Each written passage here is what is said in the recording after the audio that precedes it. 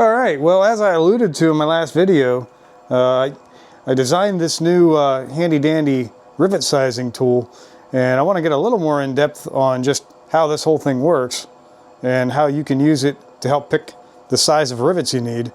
It's one of the very common questions I get in my emails is, what size rivets do I need for whatever ramp? And the answer is, I don't know.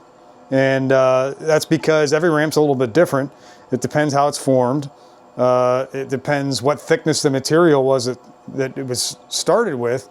And you know, a male formed ramp will have a different thickness in different places than a female formed ramp, and so on and so forth. And it depends on how thick your flap or your accessory is. So there's a ton of variables there, so I really can't answer the question other than if you buy the whole rivet kit, it comes with 5 different sizes, and more than likely there's going to be the size you need in there.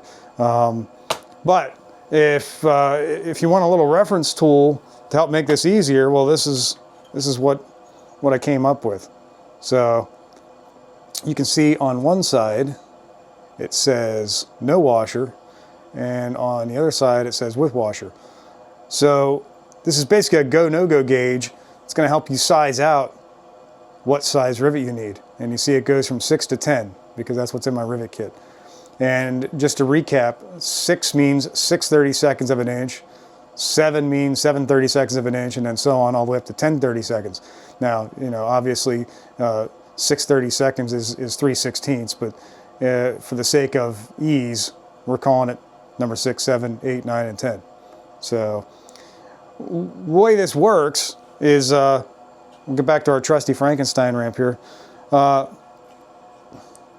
See that thickness there? That's 3/16 material. And that is a male mold, so it's pretty much maximum thickness in here. If you wanted to put a ramp bracket on, or a ramp flap, let's say, you can just hold your flap here. See if I can get a good view for the camera. Take your gauge. Now, since we're attaching a flap and the clinch side is on the bottom, we need to use a washer. So you go here to the side that says with washer, and we hold this up here, and it looks like number 6 does not fit, but number 7 does fit. So I would use a number 7 rivet here. Let's say you were attaching this Z-shaped bracket, which is actually what the side ramps on Jokers get. That's a pretty thick, I think it's like 100 thousandths thick material. So if you put these two together, now on this one, we're clinching the rivet onto metal, so we don't need a washer. You can use a washer if you want, but in this case, we're not going to use a washer. So I'm going to go to the no washer side, and I'm going to start, the 6 doesn't fit, 7 doesn't fit, 8 doesn't fit, but the 9 fits.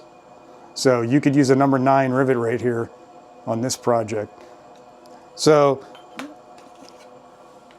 once you have that, you can go in here into your handy dandy rivet kit, or if you have individual rivets, you just go find your number 9 rivets, and you're ready to go.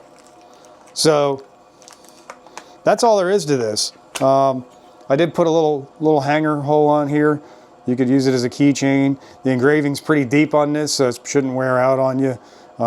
It's a nice thick, like 16th inch thick material, stainless steel, so it won't rust on you.